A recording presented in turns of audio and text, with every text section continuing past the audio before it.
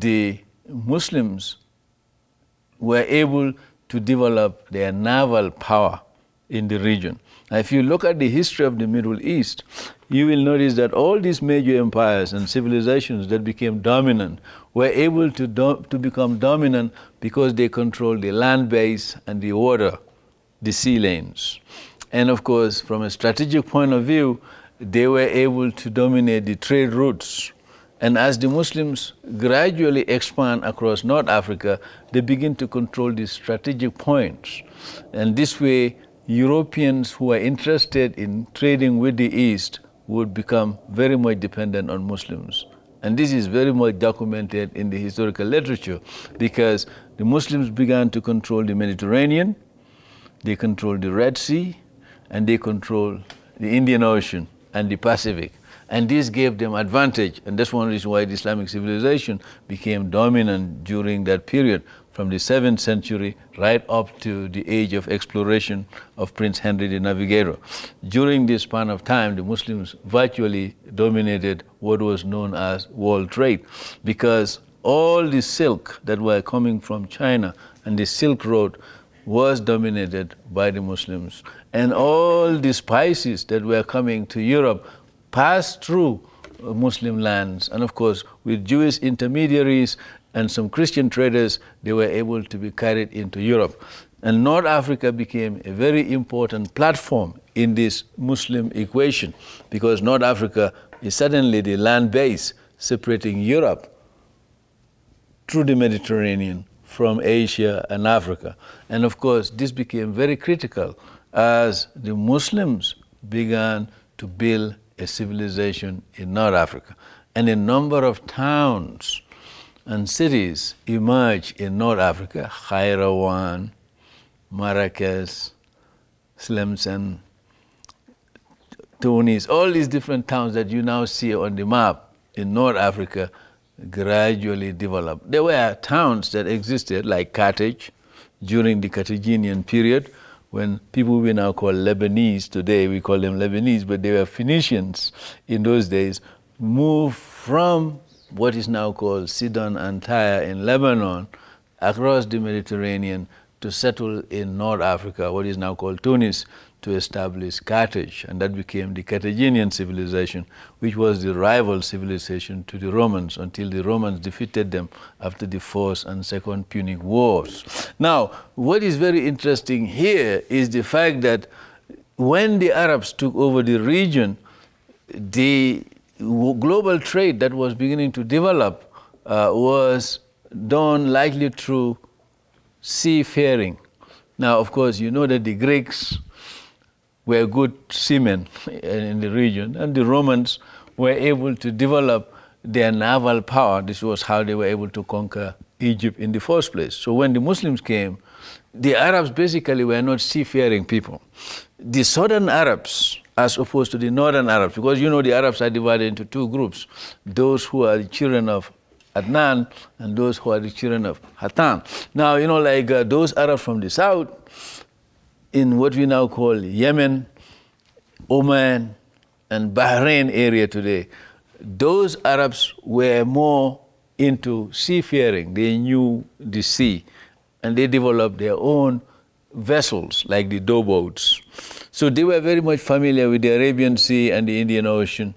Whereas the Arabs to the north, what we now call Saudi Arabia, in the Najd and Hijaz area, they were not very much into seafaring, except those who were living closer to the Red Sea. So when the Muslim armies conquered North Africa, they were forced to develop a naval base on the Mediterranean. And of course, this would develop with the Umayyad period. The Umayyad is the first dynasty that came after the four rightly guided caliphs. I'm sure in the history of the life of the Prophet, you already went through that. You know, you have Abu Bakr, who ruled for 2 years after the death of the Prophet, from 632 to 634, if you go by the Gregorian calendar. And then, of course, he was succeeded by Omar, who was there for 10 years. And then Omar would be replaced by Uthman ibn Affan, who was there for 12 years before he was assassinated by some Egyptian mutineers.